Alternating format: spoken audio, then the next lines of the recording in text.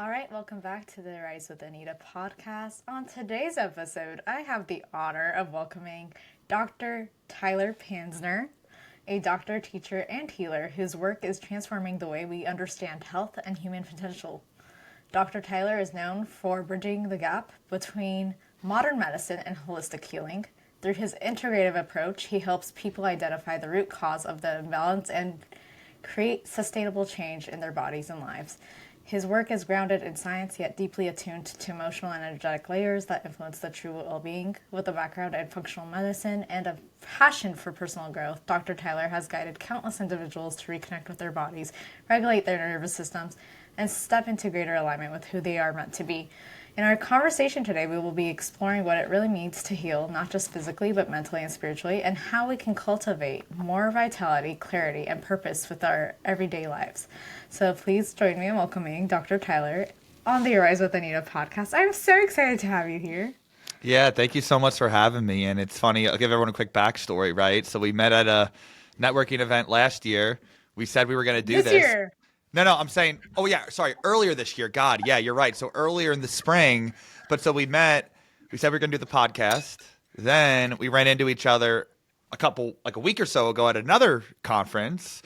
And you let me know, like, hey, I DM'd you, didn't hear back. And I was like, oh my God, I didn't check your DM, right? So here we are now doing the podcast that we said we were going to do after we first met, after our second time meeting. So better late than never. Really excited to be here.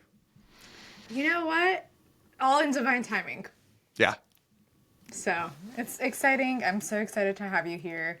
But before we dive in, I always start off with what is bringing you joy in this current moment? What is bringing me joy in this current moment? What's been bringing me joy is really focusing more on my personal brand. I live on Long Island, New York, so summer, a lot of fun, beach, this and that, right? It's not like you're not working in the summer, but it's been good the past few months to really kind of hunker down a bit.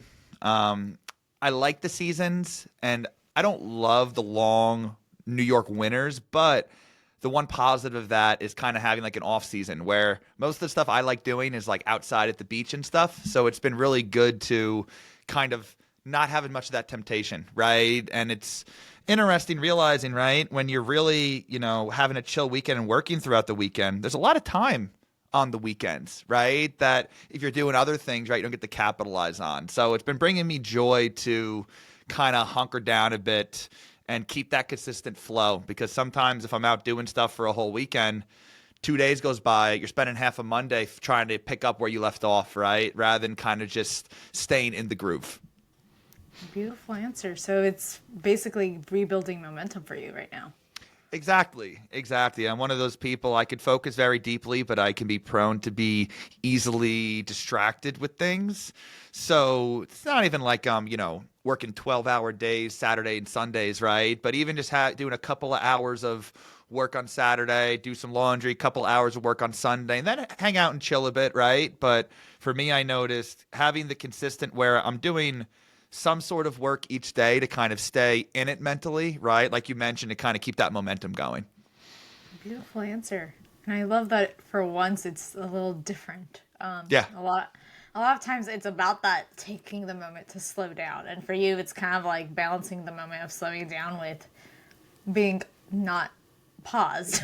Well, exactly. Trying to make sure things are moving, even if there doesn't mean it has to be a crazy bleed through your eyes worker grind 7 days a week, right? But just keeping that momentum going so you don't have to spend, like I said, half of that Monday pushing the boulder to get the boulder moving again. It's just ever so slightly been moving throughout the weekend so you don't feel like you got to pick up where you left off and play catch up. Beautiful. Well, I love your answer. And I Thank love you. that you're in this like season of like momentum, because I feel like I'm in the same kind of like building phase right now where it's just like I don't want to be off. Yeah. Yep. Like I just got back from New York last Thursday because I extended out my trip, and for me it was like, oh, I cannot wait. I have so many ideas and wheels turning. Like, how can I start just diving in and taking this into its next level and its expansiveness? So it's fun to see like there's that mirroring going on. Yeah. Yeah, well, both entrepreneurs, right? We're trying to do what we can, and it's like we got to remember how fortunate we are. What was the saying I saw? Sometimes when I feel stressed, overwhelmed, I try to remember how fortunate are we to be fighting a battle of our own choosing, right? A lot of people, they go to their job each day, they may not love it, and it's not something they're specifically choosing. They're being told what to do, which, hey, some people thrive in that scenario, right? Not everyone needs to be an entrepreneur. Not everyone needs to be an employee, right? But trying to remember how lucky we are to be struggling or overwhelmed, trying to slay a dragon of our own choosing, right? Like we chose to be in this position and it's our battle to fight. Well, you just led me to a beautiful starting point, which is, can you take us back to the beginning of what first inspired you to get into medicine? And then we can kind of dive from there into how you decided to go into the entrepreneurship world. Because when I heard your story, you and I remember just looking at you right as we were talking along the elevators, going, holy crap, this is so like chilling, because it was like the same moment brought us to the same point.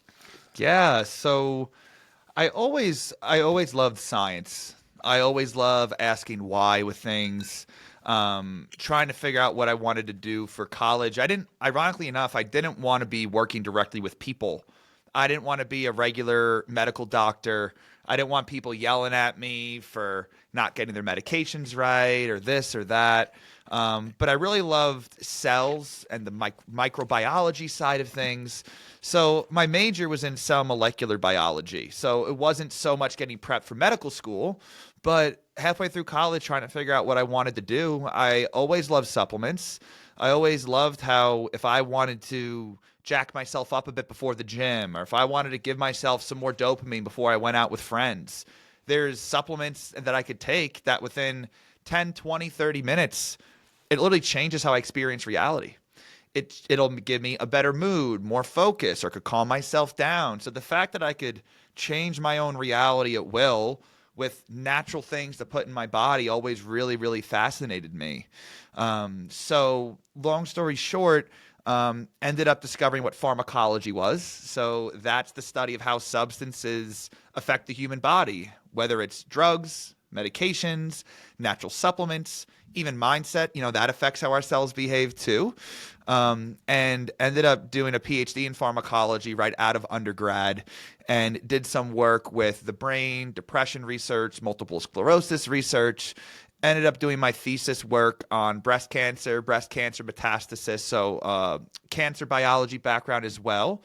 But trying to figure out what I wanted to do afterwards, my career path, I was trained to do experiments with mice. Like, I give mice a cancer and I kind of dissect the tumors, or I'm doing all the test tube stuff, or growing the cells in the petri dish. I was the guy in the lab coat with the goggles on. And I do love that. I still miss that. But that's when I got interested in genetics, was able to really help my long-term anxiety, brain fog, headache, and sleep issues by figuring out my certain genes that break down adrenaline, that fight or flight neurotransmitter. It works a lot slower for me. That's what makes me very go, go, go. I'm very type A. I'm very extroverted. I have a lot of dopamine at all times, but I also can't handle adrenaline very well. So I'm prone to overthinking. I can't watch scary movies because I'll be very jumpy with things. Around 40% of people have this mutation. So if you're really prone to overthinking, it could be that your brain, that little worker, that gene in your body, that genetic code, that worker can't work as well. So instead of that worker breaking down adrenaline and dopamine 8 hours a day, it only does it 2 hours a day for me.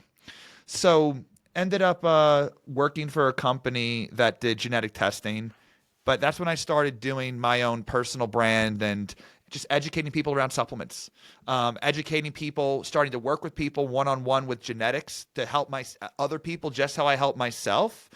That is going to be, we're actually coming up on, next week's my birthday. We're coming up on 3 years since Happy I early got, birthday. thank you. Going to be turning 33. And it's going to be 3 years since I got laid off from my corporate job. And I had to decide, what am I going to do with my life? Do I get another corporate job, or do I go all in on the business I was building? Ended up going all in on it.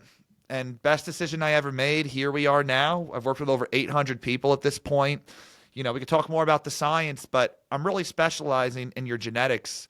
What nutrients does your body crave, and what nutrients does your body hate? I do help with people with mental health. I help people with gut issues. I help people with hormone issues. I help people with fertility, because I don't specialize in just one specific issue.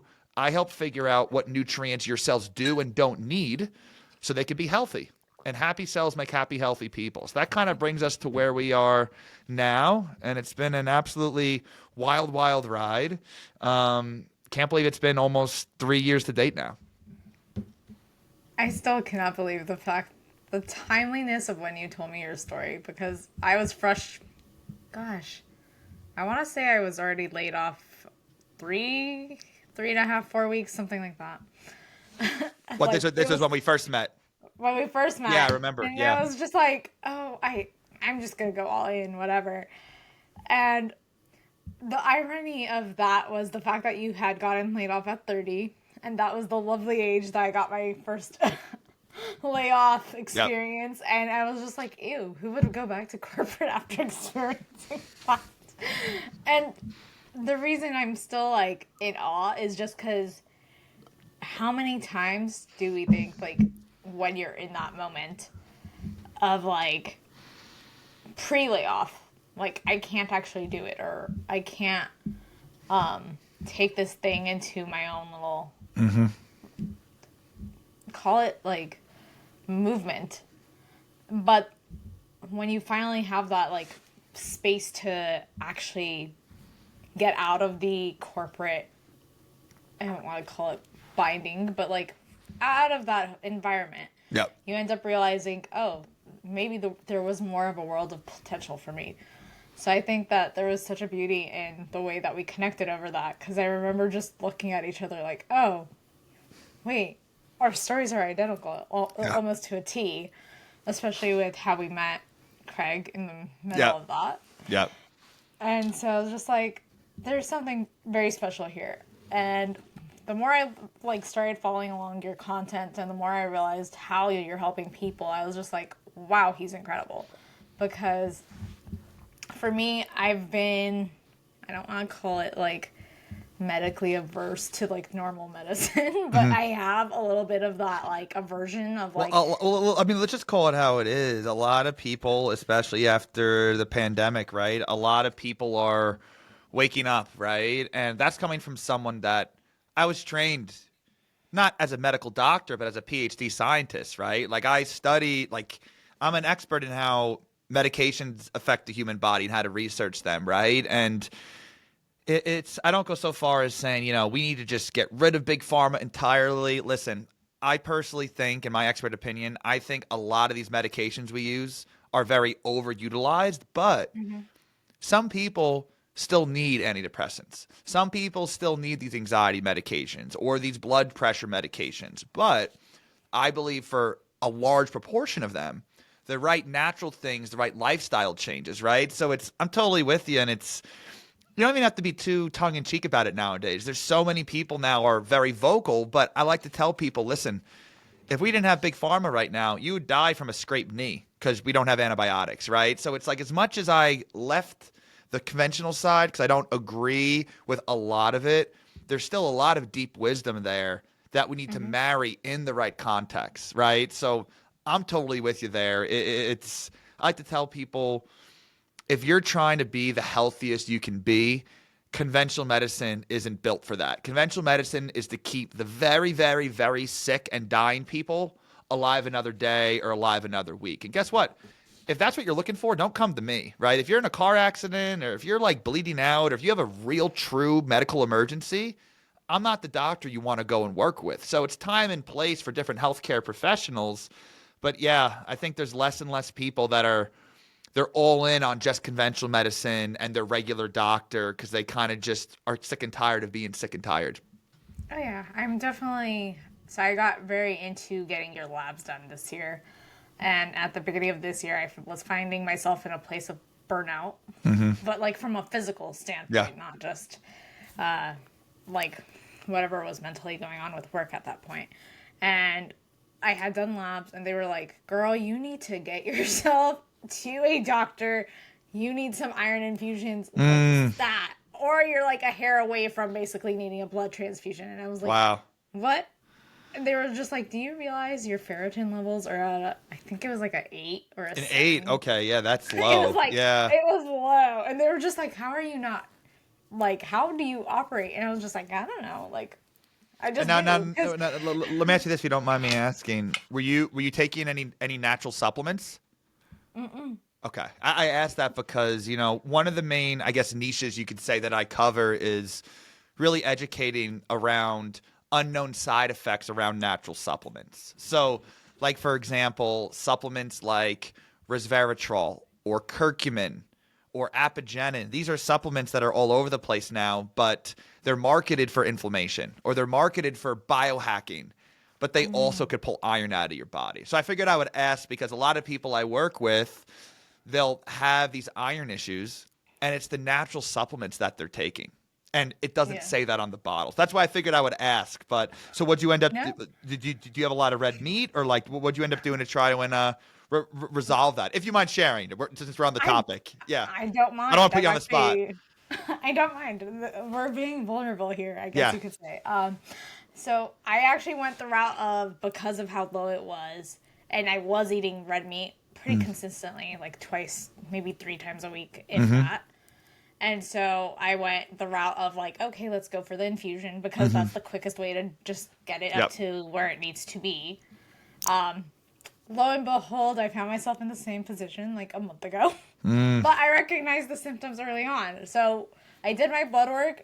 I got the results, took a look at like the little thing, and I called my place up and I was like, hey, I need another round. And they were like, are you sure? We need to have like someone check it out. And I was like, sure, I'll send you the thing, but I guarantee you it's low. And then I get a call and they were like, we just ordered it. Yes, you're right. Yeah. And so it went into this whole ordeal, but for me, I realized how important getting your labs done regularly is, because if you don't know what's going on internally, you don't know why you're feeling the way you're feeling. I mean, how much better did you feel after the first infusion? I mean, pretty good. Honestly, I only did 2 before I came to New York, and I was just like, cool, I have energy to hang around. Because otherwise I would have been feeling like a grandma. Like, I need to be going to bed at 9. So it's a lot better. And now I'm, as we're filming this, I have 1 last infusion left, and I'm excited to get it done with. So, at what point for you, though, was it starting to feel like traditional mess and wasn't the full picture or the full answer? Good question. From my personal experience, they as in doctors wanted to put me on some anxiety medication, some sleep medication, and for me, it just didn't sit right with me that was the first answer. I know there's a lot of natural supplements that could kind of help calm me down in the moment, right? But this is when actually I was looking into histamine issues. People hear of histamine, they think of allergies. And I thought I was having some sort of allergic reaction to things. And I was getting a lot of brain fog, anxiety. I wasn't sneezing. I wasn't having like a runny nose or hives. But I went to a local allergist. I had to go to 5 different allergists. The first 4 refused to test me. They told me, you don't have allergies. We're not going to test you. So I really thought the reason why I had a lot of anxiety was because I had a lot of this histamine in my body from potential allergies. The 5th allergist finally tested me, and what do you know? I was severely allergic to peas and almonds. I ate them every day for lunch, and I was allergic to mice. I worked with them every day for almost 6 years in my PhD. So it was kind of like, screw you guys. You guys didn't want to go ahead and get me tested, when in reality I was actually right. So they wanted to medicate me with anxiety medication, when in reality I was having allergic reactions to foods and in my environment, and I was eating some of the wrong foods that raised my histamine. So that was a big aha for me, that I was going to be on a random medication just to turn my brain off, when I was able to, I mean, genetically I'm prone to stress, as I mentioned, right? So it's not like I'm this perfect guy all the time. I never get stressed, right? Stress is a part of life, but it's 80, 90% better than when it used to be. And that was a really big aha moment for me. You know, how many people just get thrown on these medications for their anxiety, their focus, their depression, when it might just be high histamine in their body. And that's one of the things I educate people about a lot. High histamine is linked to depression. It's linked to anxiety. It's linked to ADHD. Doesn't mean histamine is the only answer to everything, right? But that was a really big aha moment for me, that conventional medicine is not even considering these other things. I mean, I'm in grad school. I'm a PhD scientist in training. It's not like I went to my allergist and I know nothing about health and I spouted a bunch of BS, right? Mm-hmm. I had the documentation and the studies to back up what I was saying. They still just wanted to ignore me, right? Oh, no, we're not testing you. Just take the medication. So I love that you decided to go the route, though, of like, well, what are the other factors that are causing me to feel this way? Yeah. And actually, especially since you had the standpoint of like, I know what I've learned and what I've researched, you were able to kind of like, I don't want to call it fight it, but you were able to get your answers in a more clear-cut way than what the solution traditionally is just here's another pill, take it to feel better. Well, because to me, there's never just one cause of an issue. There's always many factors involved. Like when I work with people, it's not like, oh, we're going to find one supplement that completely changes your life. Realistically, I love supplements, but it rarely works like that, right? You need to find a couple key nutrients that maybe you can't get through your diet as well, or for your genetics, and certain dietary changes. And we're not talking about just stop eating Burger King. Like if I eat garlic and onions or broccoli or Brussels sprouts, I get anxious, I get headaches, I get brain fog because I can't handle sulfur very well genetically. Now, does that mean that those foods are toxic? Of course not, right? But I work with so many people where it turns out the garlic or the onions are the cause of their anxiety or their brain fog or their headaches or their sleep issues. They're like, oh my God, like I never even knew this was a thing. But it doesn't matter for everybody, right? This is where medicine gets it wrong. They want to find the one thing that fixes everyone's anxiety. What is the one pill that fixes everyone's ADHD? Everyone's a unique flavor, right? So rather than trying to find the one cure for everything, I like helping people figure out which flavor are you, right? And what things do you need to help with your unique flavor of whatever health or wellness thing you have going on. I love that. Because I always constantly find myself saying we have billions of people in the world with billions of personalities, and no matter how similar one person might be to another, they're their own unique individual, and that's the same thing for the health. And especially when we're thinking about it from a health standpoint, how often do you hear the aspect of people are...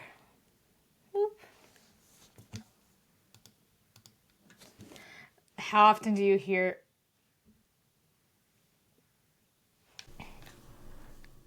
Sorry, my screensaver went on. I got disconnected for a second. I think we're still recording though. We are still recording. Yeah, I'll be sure to move. I'll be sure to move my mouse. Sorry about that. No worries. I was like, did I lose him? No, we're good. So how often do we hear like, oh, you get whatever it is genetically programmed? Right. So for me, recently, we've been noticing a pattern of like diabetes is in the family. So that's something I'm being very cautious of now. Yeah. But type 1 or type 2? Depends on the person. Got it. So Got it. With my grandpa, we're still figuring it out. He was just recently diagnosed. Mm-hmm. But we've been able to manage him without really even putting him too much on his medication. Yeah, the insulin. Oh, got it. Got it. And like, I'll give you an example there too. You know, like there are a lot of genetics linked to diabetes, type 1 or type 2, right? But do these genetics guarantee things, right? They can increase the susceptibility, right? So we can see how the body handles carbohydrates, or low vitamin D is linked to diabetes, right? We could see how well the body activates vitamin D. Maybe you need a special form, right? Again, that doesn't mean that vitamin D is the cure to everyone's diabetes, right? I could go viral if I said that on social media, right? But the truth isn't nearly as sexy, right? And Yeah. we need to figure out what matters for each person. But every aspect of health has a genetic component. That's been proven. And again, it doesn't always guarantee something, but as you shared, with the diabetes in your family, I have certain things with it's interesting, like my mom's side of the family has a lot of strokes and embolisms. My dad's side of the family has some cancer genes. And when my brother and I got our genetics tested, he got the blood clot gene from my mom. I got the cancer gene from my dad's side. So it's interesting how you can have different family members also get different things. Like, I got to do this with my brother. This would be a crazy reel. His blood clots faster than mine. So if we both prick our fingers and squeeze the blood out, he can't get blood to come out of his finger because it clots so quickly. But my blood will come right out, and we're both full-blooded brothers. That'd be a really cool, like, quick little TikTok type thing to show people. But Might want to write it down. yeah. That's interesting. Yeah, it's just for me, as I've been diving deeper into my own health journey, I'm like, there's so much that goes on in a human body. And I'm obviously not a medical professional. We can be very clear on that. Yeah. But I've done hours of research, and I talk to people and like yourself and others who are actually the medical professionals, because I'm not trying to make my own assumptions of what I'm learning or learn everything off of TikTok, as great as having that information available is. But for me, it's just been very interesting noticing how with each person, like, even for example, I can tolerate spicy whatever foods, whatnot. My mom is the complete polar opposite. Will immediately start feeling it in her gut, and for years she's always just been like, girl, you better watch it. It's not catching up to you yet. And I was like, well, maybe I just have a different tolerance than you do. And ironically, as I also started to go into other aspects of like family health, I'm like, oh, you guys all have high blood pressure. Look at me with my low blood pressure, and I wonder what's causing that.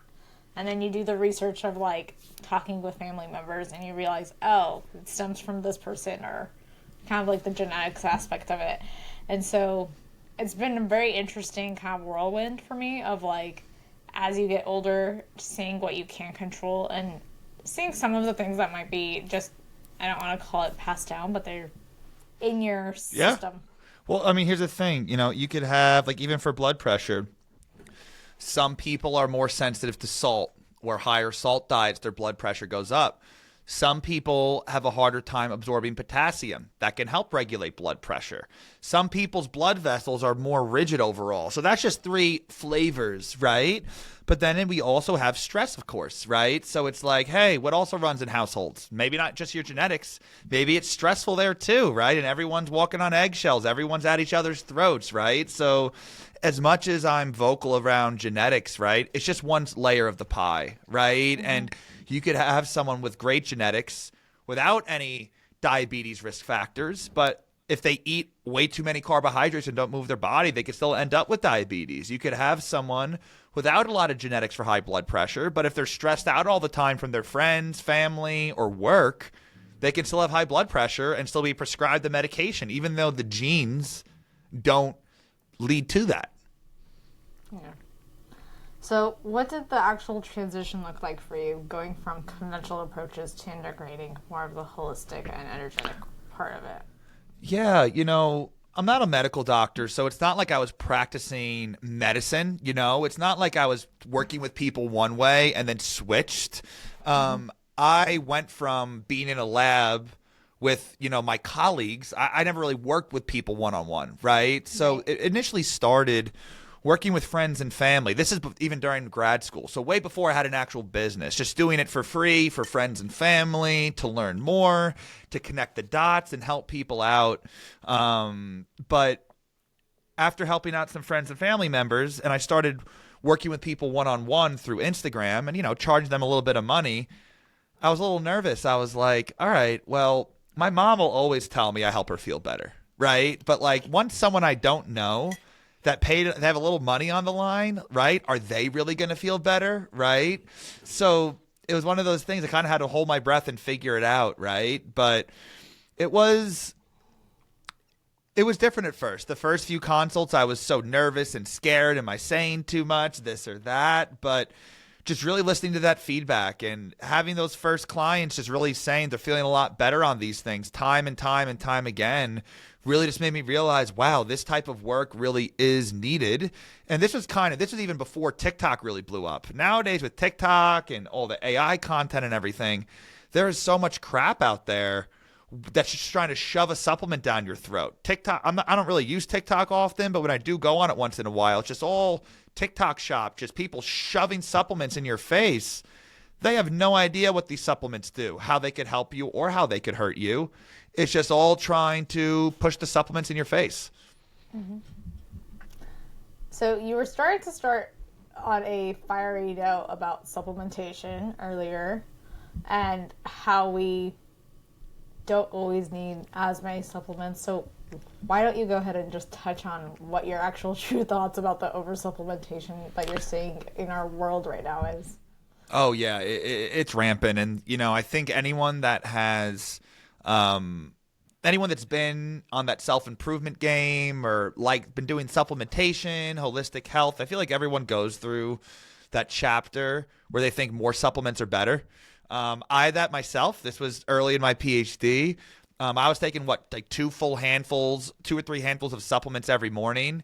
And I ended up actually messing up my liver. I had really bad bags under my eyes. I was not feeling great. My liver enzymes were through the roof, which means I have significant liver stress. And these supplements, they go through our liver. They're highly concentrated a lot of the time. And more is not always better.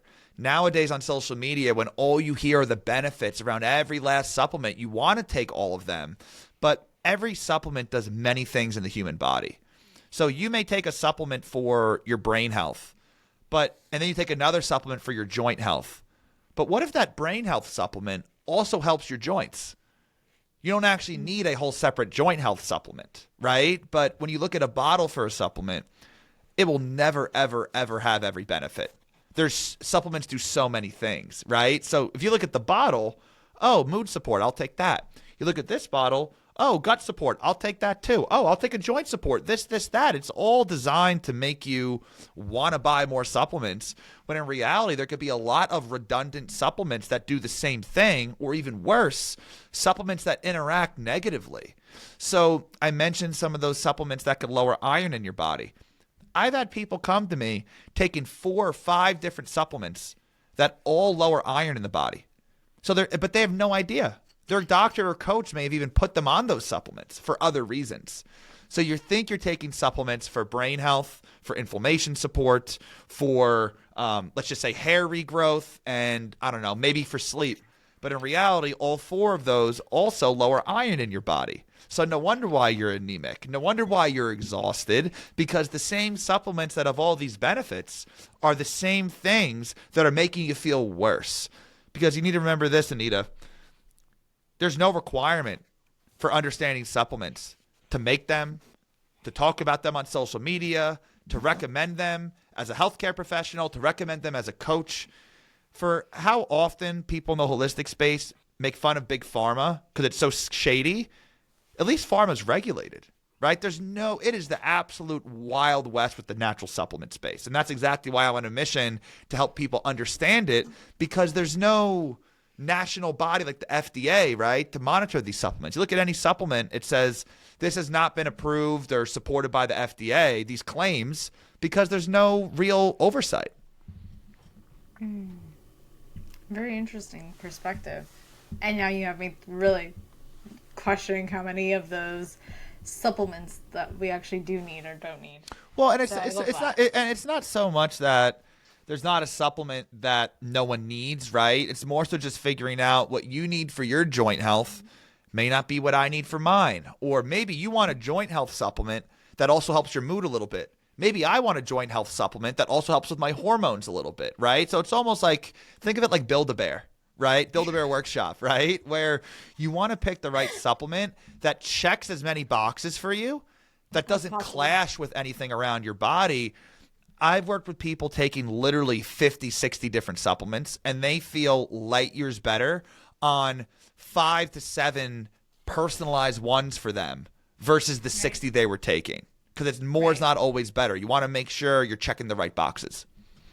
Beautiful answer. And I love that you come back to the personalization and what's actually right for you Yep. in your own internal system. So, how would you say your scientific background actually supports or challenges your evolution, though? So when you say, oh, it supports my evolution because I would never be able to do what I do now without understanding the principles of pharmacology, right? Like, yeah, sometimes I think I spent 6 years learning all these lab techniques, how to dissect mice, all this stuff I will never ever do again in my life. So I learned all those things just to never do them again. But really the mindset and understanding the underlying principles. So, since I understand cell biology and pharmacology, there's not a single supplement or medical condition that I can't learn about and help myself become an expert in because I have the base hardware, right? I understand the basics, I understand the framework of how cells function and behave. So it enables me to see these patterns and see these interactions that other people, other experts even miss because there's that lack of that pharmacology background. Most pharmacologists, they work in a hospital with medications. I'm the only pharmacologist I've seen that has come into the holistic space on the supplement side of things because again, now that I've been here for a couple of years, it's the Wild West. People do not know how these supplements actually work because there's no pharmacology training around these supplements. There may be some, but they're pretty surface level. And that's exactly why I'm on a mission to educate people, whether you're a doctor or just someone that wants to know what the heck do I spend my money on TikTok Shop. Love it. So, when you talk about healing generally, you describe it as a full system approach. What does that actually mean for you? Yeah, I work with people with supplementation, with dietary changes, and I wish I could do it all, right? What I mean by that is, you know, I wish I could do more mindset related things, more spiritual work, right? These are all different layers together. A couple of supplements are never going to outdo poor spiritual hygiene, right? Like, it's just not going to have this real transformational effect, right? But this is why having a good team of people is so incredibly important.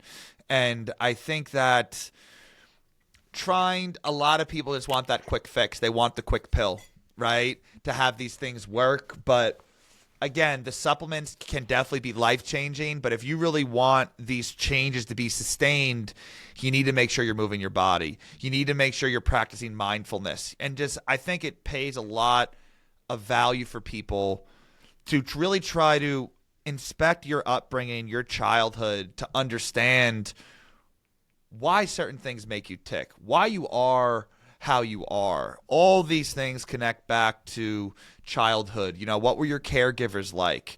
We all have things that we don't love about ourselves that we wish were different, but those things, it's a cause and effect. It's the effect of something else that caused it when you were younger.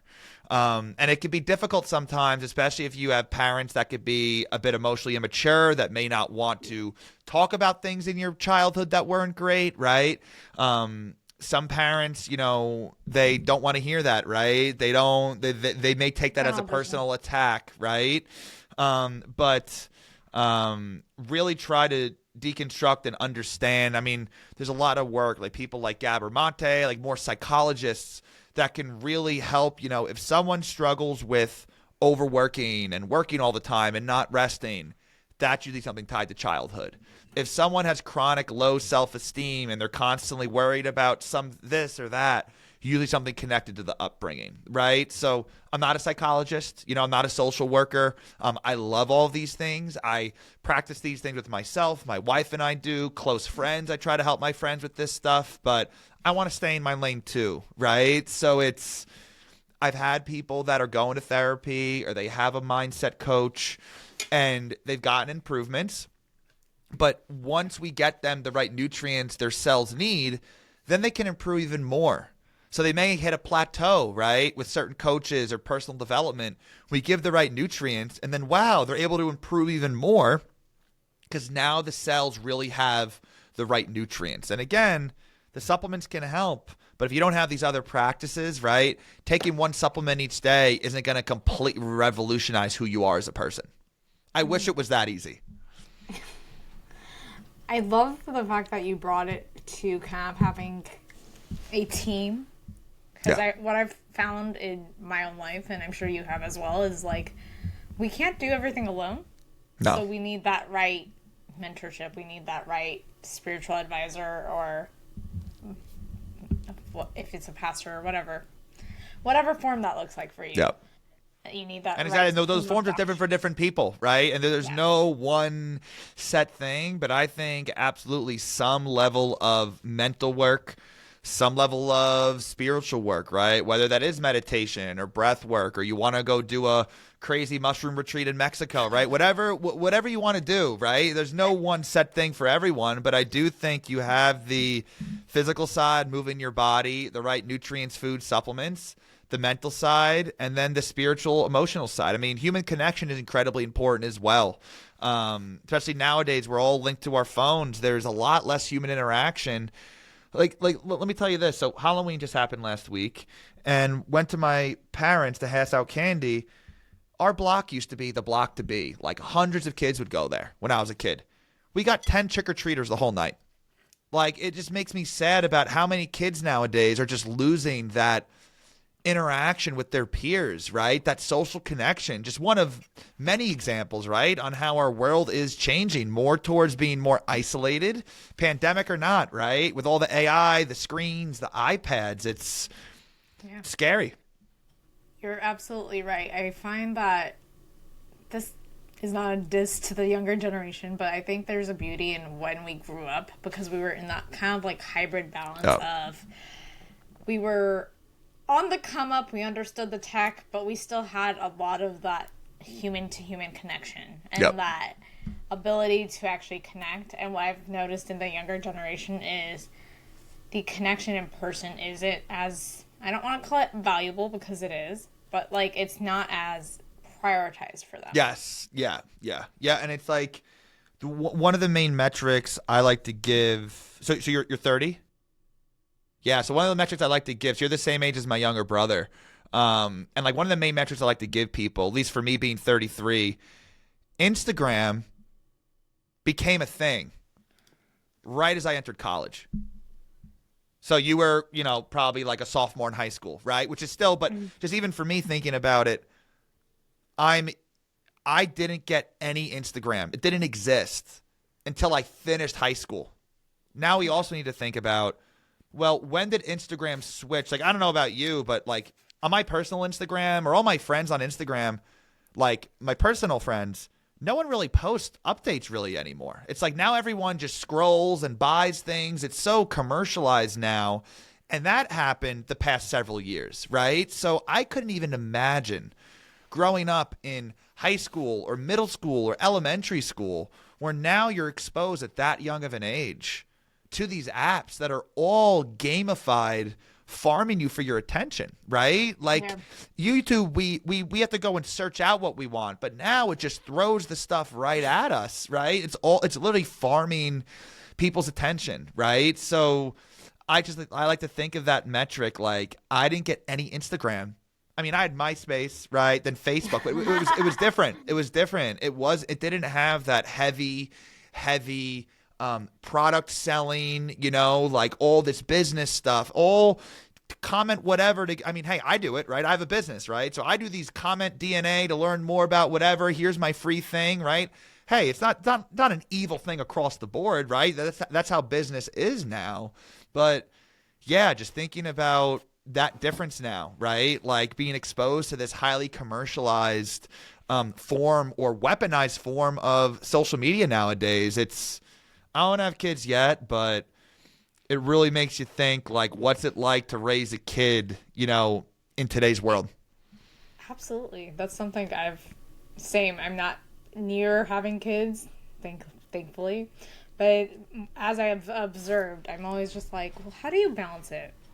Because there has to be Yeah. some sort of balance. Because to say that you're gonna just rip all these tools away is incorrect as well. But at the same Yeah. time, it's like, how do you not let them get so sucked in where it becomes their entire Yeah, world? 'cause you don't want your kid to be the kid that doesn't have any social media. They can get bullied that way, right? So it's like, how do you know the right amount? But it sounds like neither you nor I need to figure that out for a whiles to come. So Thankfully. yeah. So, what would you say the role of data or testing plays in your work at this point, and how do you integrate functional medicine with energy? Yeah, so I mean, testing for me, I require the genetic testing for every single client that I work with. A lot of people ask, can't you just give generalized guidance?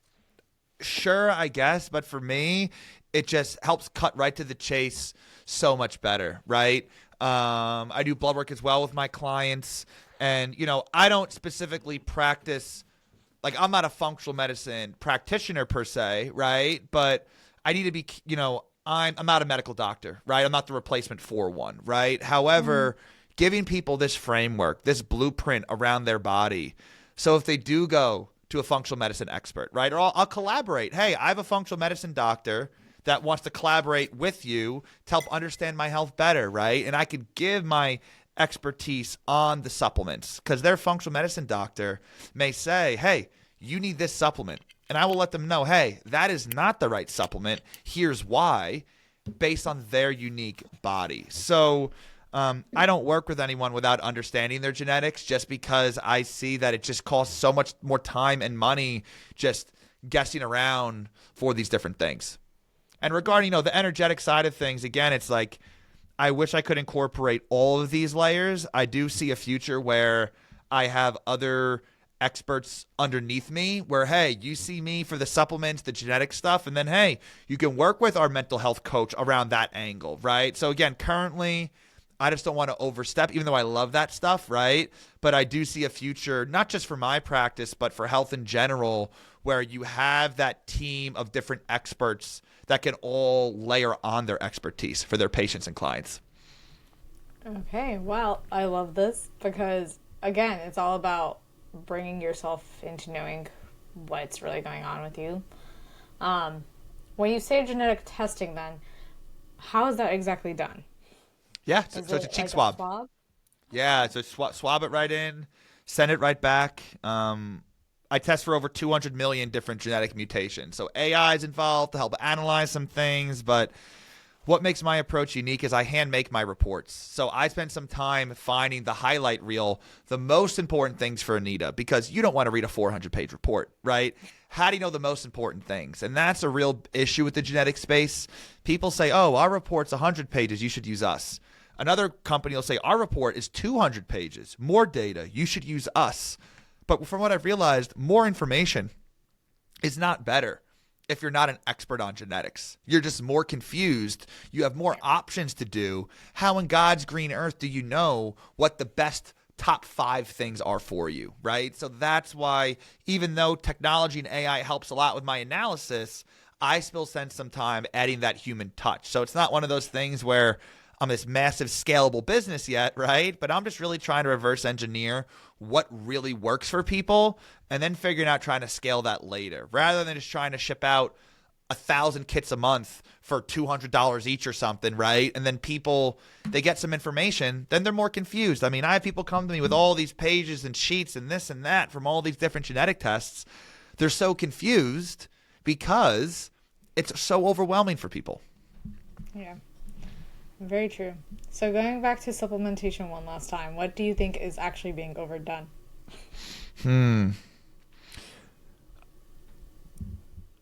I think a lot of these more longevity supplements or peptides are a really hot thing nowadays. And peptides are essentially short protein sequences that can stimulate healing in your body. They're very, very powerful, but like Ozempic or the GLP-1s, right? Those are peptides, and they've taken the world by storm because you just shoot it up and you drop 20, 30 pounds in a couple of months, right? There's a lot of peptides. Some are more for brain functioning. Some are more for focus. Some are for joint health. Some are for your immune system. Some of them even make you tan faster. So I think I see a lot of people that, listen, I think peptides are the future of medicine, but people will come to me. They're on 6 different peptides and their vitamin D is in the shitter, right? Part of my French, right? Or they look for the most cutting edge biohacking peptides, but they're not addressing their sleep, right? So I think a lot of people are getting caught up again in all the TikTok shop, right? People trying to sell them these things. They promise it's going to completely change their life, and they skip the more foundational things to try to run towards the new shiny kid on the block. Yeah, it's like you can't build from a true foundation. Yeah. So when you're trying to supplement or find the latest wave of whatever's popular at that moment, what happens is you end up technically you're not balancing yourself out. You'll probably see a little bit of result, but you won't get that foundational. Well, I mean, you can get those short-term improvements, right? And then what if you get used to the peptides, right? And it's like you may need higher doses or this or that. So it's just getting the right system set up, right? Are you missing certain nutrients through your diet on top of your genetics, right? That should be the foundation for people. And hey, once all this stuff is in a row, in alignment, peptides, I'm not knocking them, right? They're very, very powerful. It's just making sure you're utilizing them at the right time because they can be expensive too. Instead of you dropping $800 a month on peptides, you could spend a fraction of that on some better food for yourself.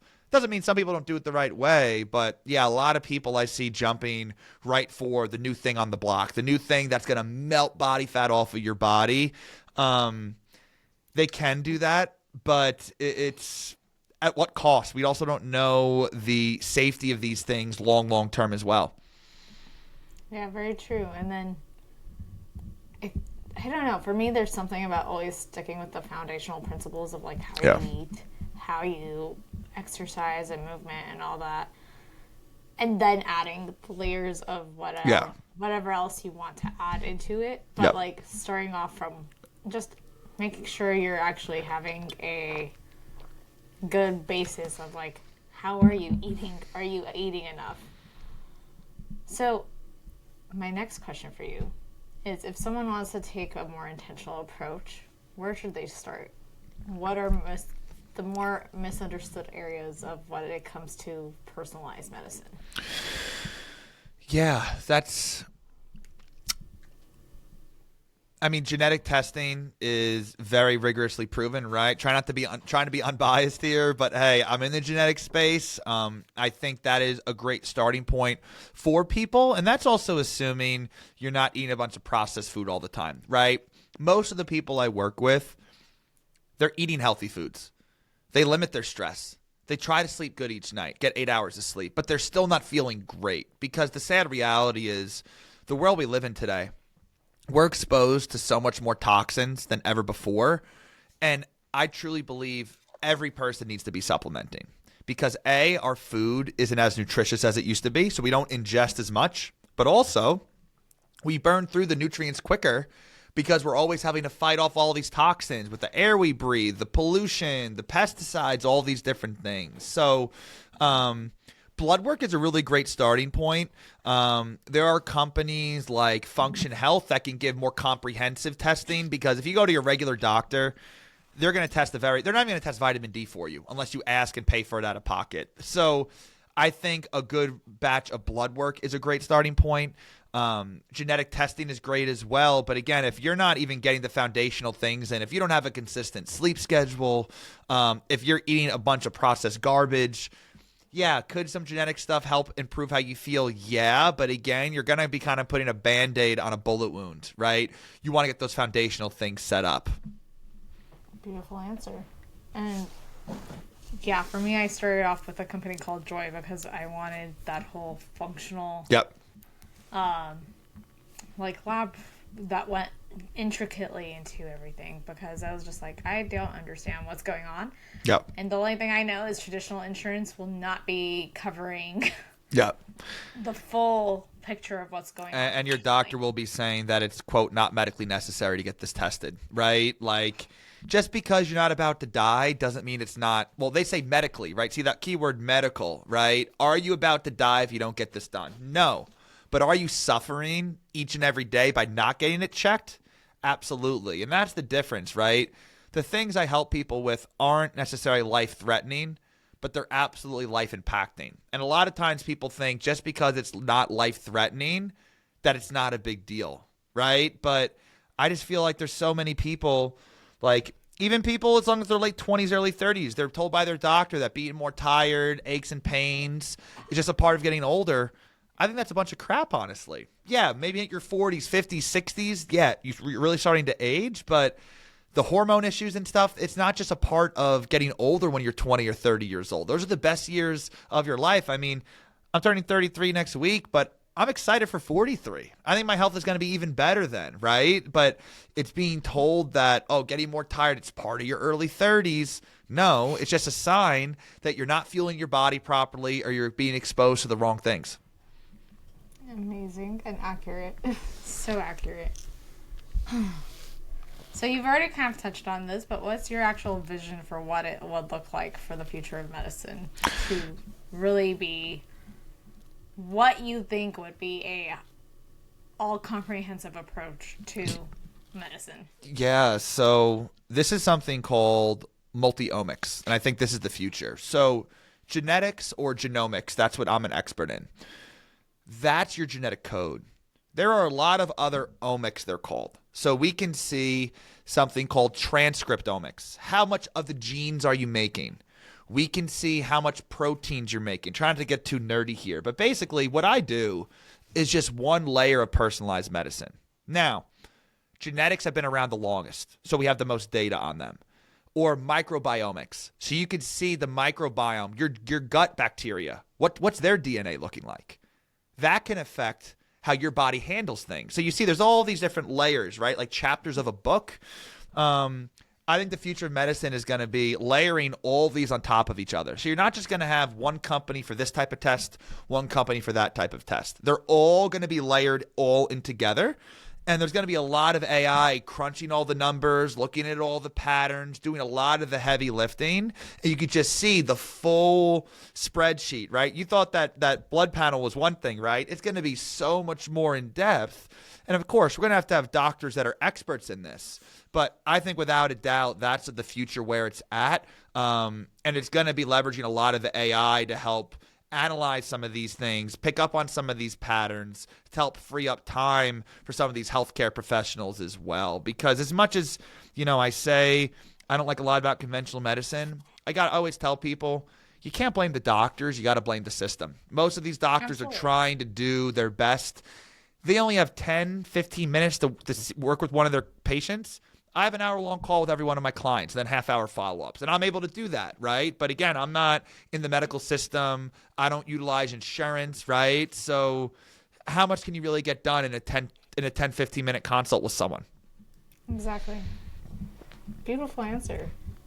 So for those who are listening and ready to take ownership of their health but feel overwhelmed, what's one step they can start to take today? I would say rather than saying look into working with me, I want to say I would recommend giving me a follow on social media. I put out a lot of free content to help understand which of these health and wellness trends, what are the pros, what are the potential cons, and really just try to do what I can to distill down the lens through which I view health and wellness and disease. And rather than just trying to shove a million and one things that you should be doing, help people understand how these things work so that you, the individual consuming my content, can then make a more informed decision. When some random shirtless guy on TikTok wants me to buy a supplement, you'll be able to remember and understand, oh, wait, that supplement does this thing that Dr. Tyler told me that may not be a good fit for me for X, Y, and Z reasons. Beautiful. And what does embodied health mean to you personally?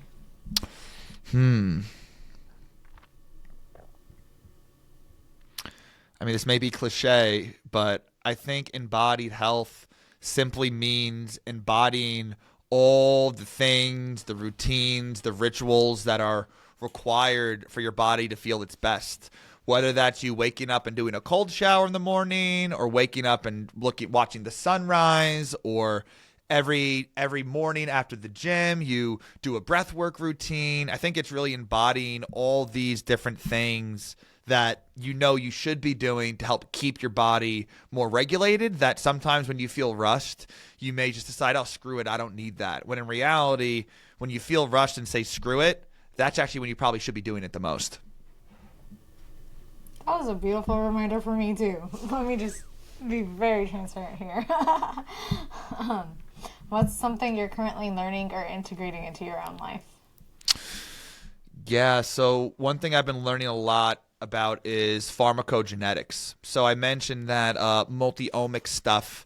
I'm the director of functional genomics and pharmacology for the American Board of Precision Medicine. So we are going to be building a curriculum to train doctors all over the country around personalized medicine. So what I do mainly now is called nutrigenomics. So that's genetics to find the right supplements and foods for your body. Pharmacogenomics is using genetics to find the right medications for people. So I usually work to get people off of medications, but I've been learning a lot around pharmacogenetics because let me put it this way. Even though I think a lot of these medications aren't fully necessary, a lot of people, millions of people need these medications. I'm all about ending unnecessary suffering. So whether it's leading you towards the right supplement or helping a doctor figure out which of these medications might be the best fit for you, right? That's one thing I've been learning a lot about, to try and really just cover all these aspects of health, whether it's supplements, foods, medications. How do we figure out which one is best for which individual? Love it. All right. So, firstly, thank you for bringing this conversation and the depth of clarity that you have. I just want to acknowledge how wonderful you are. Thank you. And I'm excited to learn and dive deeper in with you, because this conversation just pointed out I need to add a little bit of layers to what I'm doing on my own. But before we end, I always start off with a quick fire round. Lightning round, let's do it. So it'll be fun.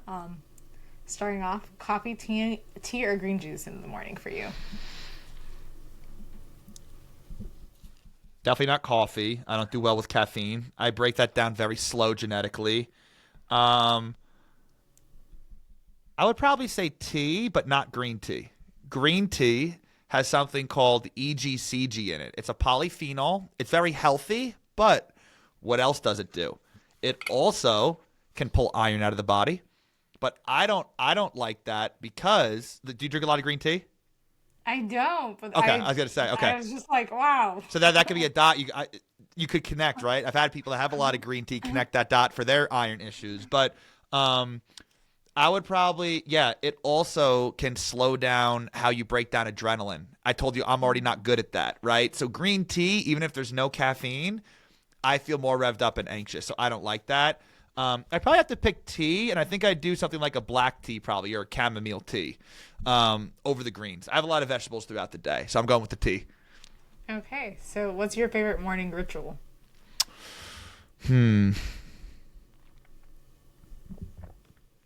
I don't know if this really counts, but my routine is I get up in the morning, I get a quick meal in, and I like going to the gym first thing in the morning. So I don't know if that's considered, I guess it's part of the morning routine. So for me, getting that movement in, I have a lot of excess energy, so kind of burning through some of that energy first thing in the morning, it enables me to kind of be a little bit more grounded throughout the day. So I know it's not immediately when you wake up, right? Like what's the routine in your house in that day? But for me, I definitely have to be the weight training, the exercise in the morning. A supplement you think everyone thinks they need, but they don't? Ooh, that's a good question. Ashwagandha.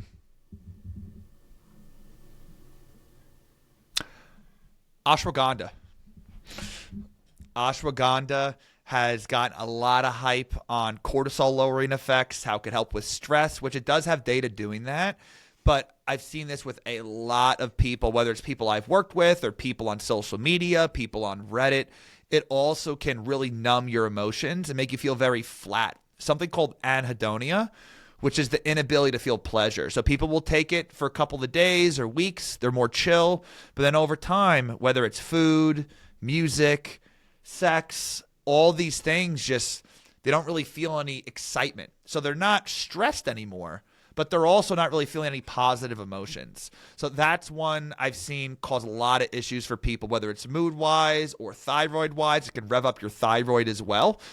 Gets a lot of hype, and that's one that I rarely, ever recommend for anyone. I take most people off of that, and if people do utilize it, I recommend they take it short-term, no longer than a week or so at a time. Noted. I mean, I'm not heavily on it, but noted. And yeah, just be it can be hard to understand. Like, you take it for a few days, it's helping, and then you forget, and then before you know it, it could be working against you. Interesting. So, a word that describes the current season you're in. Please don't say fall. No, definitely not fall. I want to say focus, but I think I'm going to use the word rebuild, because I'm really trying to slow down and rebuild a lot of the internal systems I have, my newsletter, my content system, right? Just trying to get all the AI now. There's so many things to help everything all flow in together so different people from your team can communicate better. So I'm focusing on rebuilding. So I'll pick the word rebuilding over the next several months. Beautiful. A song that instantly lifts your mood. Ooh. I love electronic music. I'm a DJ. I think that healing through movement, healing through dance, I think actually studies support this, that dancing is the best antidepressant. They did studies whether it's versus SSRI medication or dancing. Out of all the things you could do, is the best antidepressant. And what is a song that always lifts my mood? There's a lot I could pick here. I have like thousands of songs I love. So let me think about this. I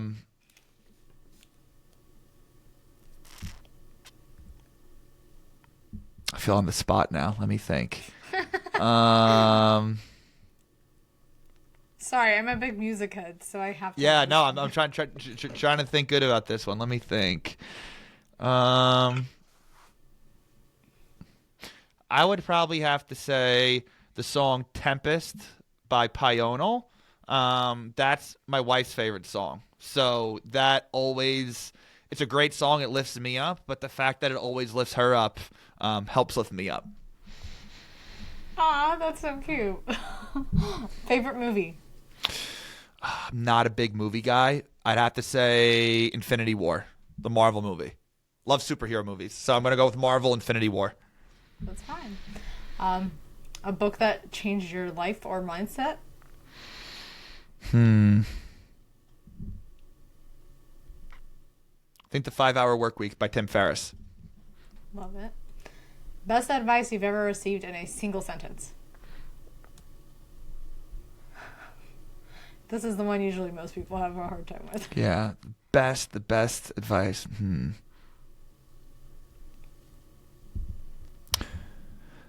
I mean, I want to say just go for it. I'm trying to remember, probably multiple people said this to me when I was trying to figure out, do I go all in, like being the entrepreneur, right, and getting rid of the corporate side of things? Something along the lines of just go for it. I think that's the best advice I've got to date, because here I am now, and it totally changed my life by just believing in me and just going for it. Love it. And one thing you want women to stop apologizing for? It's funny you say this, because I have this thing going on with all my close friends that if someone apologizes for something they shouldn't be apologizing for, they owe me a nickel. So it's funny you say that, because especially women, right, really apologize excessively. I think women should stop apologizing for speaking their mind and using their voice. Yeah, I mean, I'm not a woman, clearly, but just women are, the gender. I mean, how many decades ago was it where, women couldn't vote? They didn't have the same rights and things, right? So I think that it's really ingrained in society to be a good girl. And what is a good girl? A good girl means throwing away, your stance on things, your opinion on things out the window to just be quiet and kind of take up less space.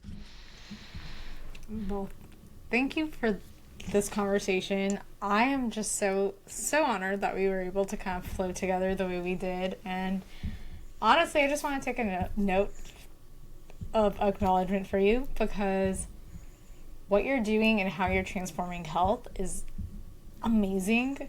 And there's so many other aspects of like how I could have led this conversation with just the wealth of knowledge that and we would still not be able to like cover it all. So I want to say I'm so incredibly grateful that you were able to come on this podcast and to vibe with me today. And also, if you guys like this episode, please go ahead and like and subscribe. Connect with us on Instagram down below. Let us know your thoughts. And until next time, that's all for today.